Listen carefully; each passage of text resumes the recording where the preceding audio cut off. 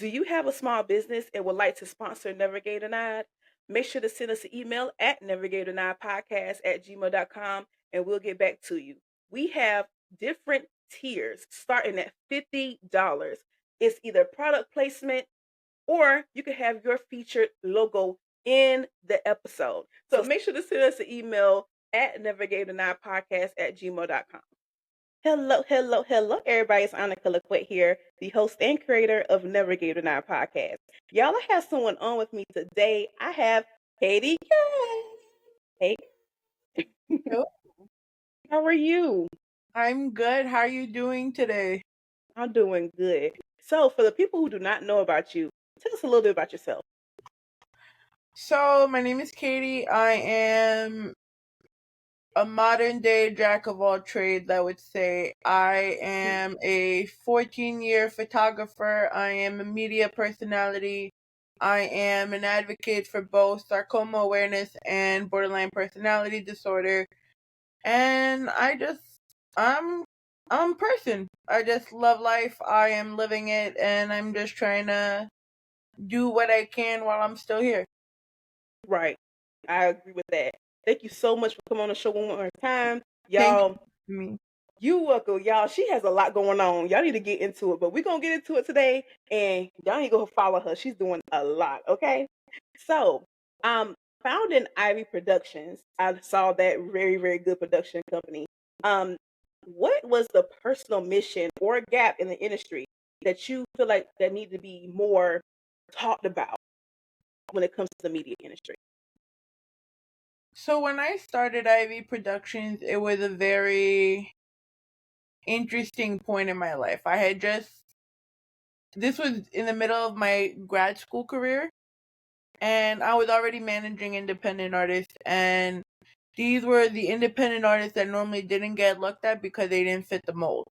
And I was just always that type of person that wanted to give whatever and whoever I can the push that they needed to achieve what they can, because growing up in the 90s, the early 2000s, you don't get a lot of help. We didn't have the internet. We didn't have any of the technology that's there now, and it was harder for us to get our break and for us to learn how to be in our creative self as opposed to what everyone has now. Yeah, that make a lot of sense. I'm telling you, make a lot of sense. And things have evolved over time. So when you said that, like getting seen and heard, that's the reason why I create this show. Just because of that. Because people often get overlooked and they have so many talent, but people overlook people because they're not being seen out there. They're not, out there famous. So I love your idea when it comes to that. So that's very good. So my next question for you is: I know you said that you are an advocate for Sarcoma. If I'm saying that right, is it Sarcoma? Sarcoma. Sarcoma. Okay, I like that. All right. You've been an official photographer for that Race to Sarcoma event. So, like, how does that advocacy shape your life? So, tell us a little bit about that. So about 8 years ago, my friend Shawn came out to the world and told everyone that he had what was known as intimal sarcoma, and that was a rare form of cancer that was put in the palm. Like, the sarcoma normally directs muscles, tissues, anything that can the bones. So he unfortunately had the sarcoma in his hard muscles, and after a year of battling and him going through the advocacy stage, he ended up passing away in July of 2017. When I had the idea to start the Giveback for Shawn initiative, which we hold a series of community events and concerts in the New York City area, giving independent artists their time on the stage, while also introducing them to different tools such as media and photo shoots and different opportunities for them to be able to excel in their brand, while at the same time we're raising money and spreading the word about sarcoma awareness within the community.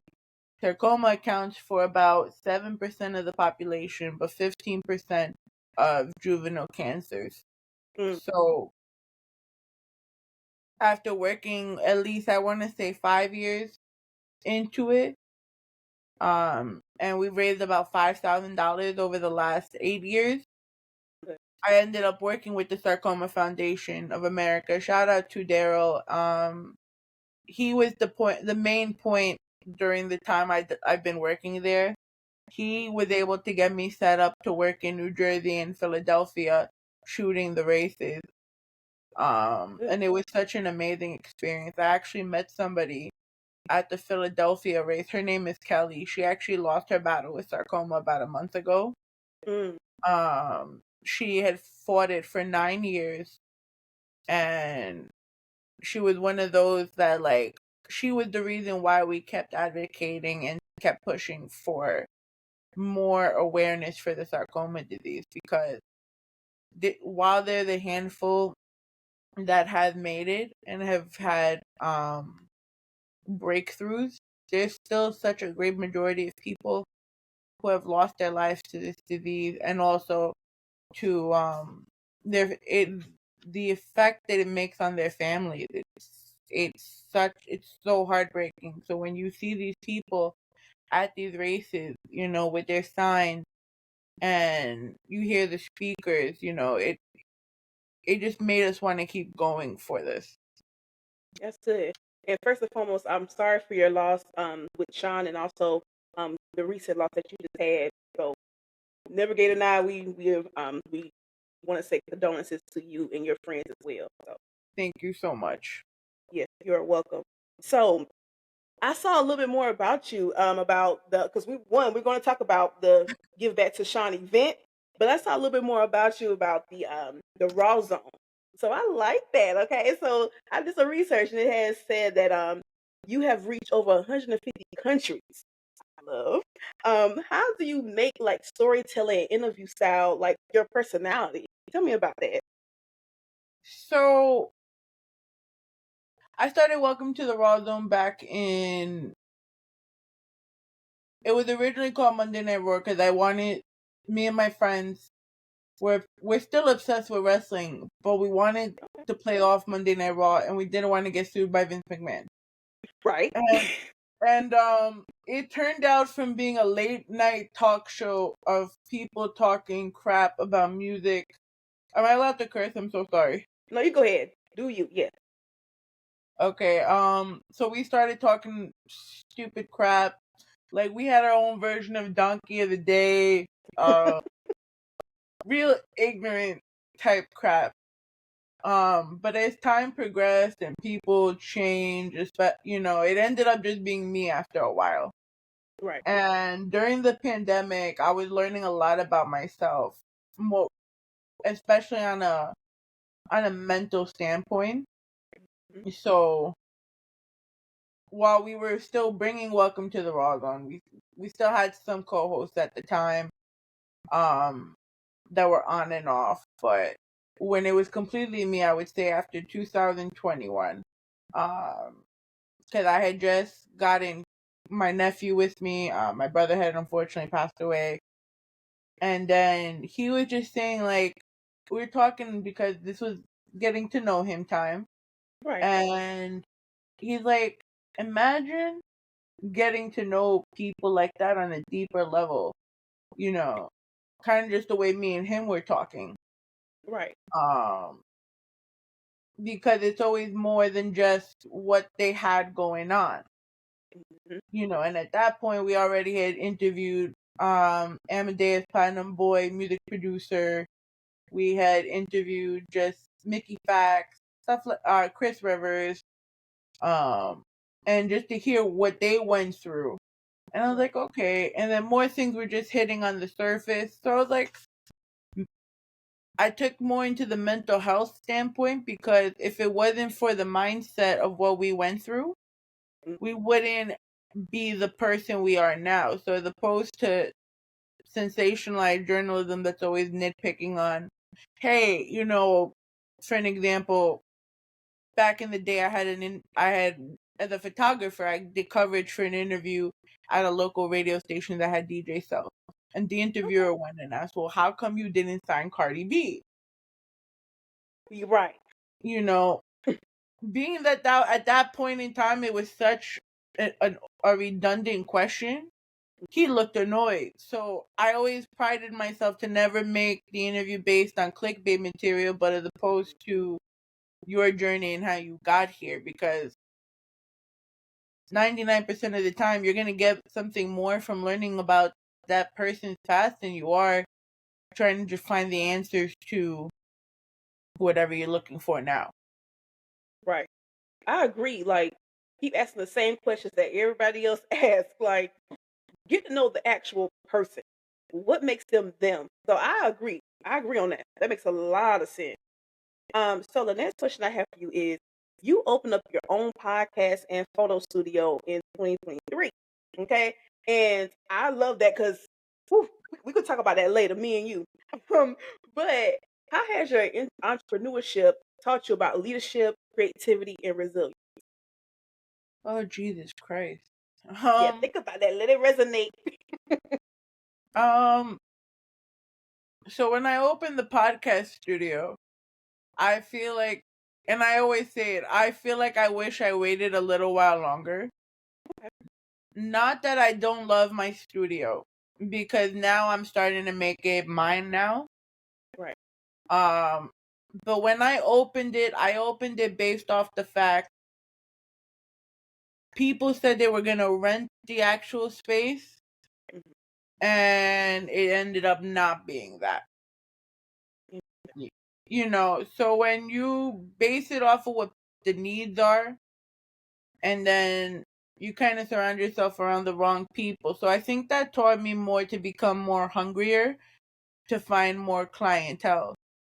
I'm trying to break this question down because it was teaching me about resilience, Mhm. leadership. So when I didn't get the clientele I thought I was gonna get in the beginning, as far as the podcast studio, right? Because as a Right. photographer, I already had that, so I wasn't really too worried. But opening the podcast studio was very different, and a lot of people would be like, "Oh, can I barter?" Or they didn't want to pay the actual rates, but they would pay somebody else to co-host more money than they would pay, excuse me, for the studio. Mm. And I'm just like, but if you don't respect my business, why are we sitting here right now? Come on, talk about it. Yes. Um, that opening that studio taught me so much about leadership and the fact of a person doesn't have to have everyone around them to be a leader. Mm. Yeah. So literally, once you have, even when my mom said something like this, and I swear if she ever hears this, and I would deny it to her because I mean she was right, and I'm never gonna accept that. But she once told me all your friends are gonna be there when you look like you're having the hype, but when you're Mm. building, they're not there. So weed out the ones that are not there, and the real one they're gonna be there. You know, a true leader is defined by the people around them. So during that time, I learned a lot about the people around me. Um, Right. so it, and because of that, it kept me to keep going. Like it's still not great now. Like it's hard for in this economy in general Right. for small businesses, especially creative businesses, to succeed. So the fact that I'm here, my show survived during a pandemic. Mm. Um, I managed to still be able to take pictures post pandemic, while a lot of photographers I know are not working no more. Mhm. Um, a lot of people are still surprised to see me still working. So I guess I'm doing something right. So I guess that's it. Just kept teaching me to keep going. That's good. Yeah, keep going. That's for anybody who's watching. Like, even when things are slow, because people always say like during these holiday months, businesses are slow because they're investing in other stuff, food, gifts, trips, stuff like that. So Yeah. keep going even when it's slow, y'all. So she's telling y'all the truth. listen to her. Listen to her. And we Okay, like get into it. pernil during the holidays. I'm just saying. Yes, but with photography, like, does it get better during the holidays time? Like, because people are requesting photos. So some days, some years yes, some years no. We actually just launched our photography sale, so we're hoping we're gonna pick some stuff up. Right. Um, you do see a lot of, I mean, especially in New York, everyone is a damn photographer. Everyone wants to take Okay. photos. No, I'm sorry. I hate to be that person, but everyone wants to do it, and it's cool. Everyone Hmm. thinks they can make a buck off of it. Cool. But tell me how you're gonna deal with it with the angry customers later after you're Come done on. showing off. Right. My God. Right. Exactly. People. Everybody want to be a business owner until it's time to be a business owner. I always say that. Everybody want to do something that somebody else is doing until you have to get in the trenches and when it's hard. Okay, so Exactly. yes, I agree. So we're gonna go back to the charity event that we talked about, Give Back for Shawn. And it's now entering its 8th year. So woo, that's good. All right. And it's gonna be on December the 13th. So I want to ask you the question about this. Like, how did transforming from grief into an actual event every year, how did it change you professionally and personally? I'm sorry. I didn't mean to laugh, but I literally No, had you're this fine. conversation with my business partner the other day. Uh-huh. I make you think. Um, so my business partner would agree with me that when I started this event, I was completely neurotic. Mm, I wanted everything to be perfect, and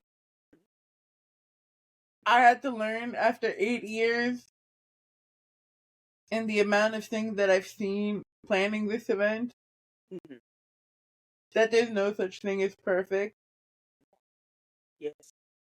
Everything could go completely wrong, and everything end up having a great turnout after. Hmm. I agree.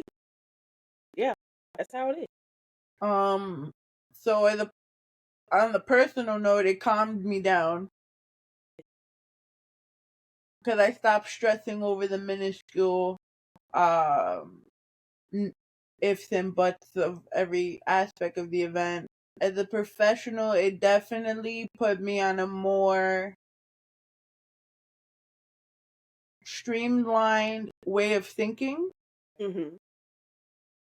It showed like I will plan this event and the dates starting now Right. for next year. Like I already had to talk about next year's events. I'm already working with people to get potential spaces for next year's events. Good. Yeah, it taught me to start looking from January for sponsors because it takes a lot to put these events together. Hmm. Um, No.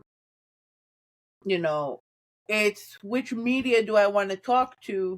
Because I don't do I'm always in front of the camera doing what you do. Right. Now I'm sitting here on the other side. I Yep. don't do it often. So Hmm. now it's like, okay, I gotta really go back out there and do that.